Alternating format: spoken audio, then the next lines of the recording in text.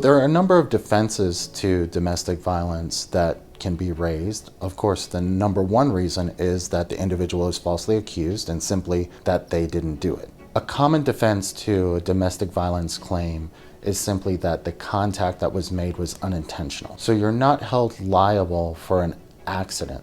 So if you bumped into someone or you fell over someone, that is a defense that can be raised. Defense of self or defense of others is another defense that can be raised. So if you're coming to the aid of your child, you cannot be convicted of domestic violence because you're coming to the defense of someone else. Under the law in Nevada, you're always allowed to defend yourself. You're allowed to defend yourself against a primary aggressor. In every domestic violence case, the prosecutor is required to prove every element of the offense beyond a reasonable doubt.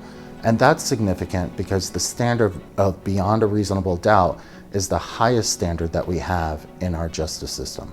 In a domestic violence case, the prosecutor has to prove that the act itself occurred and that the offender also had the requisite intent to commit the act. In some cases, the prosecutor is unable to continue prosecuting a case because the witnesses are not cooperating.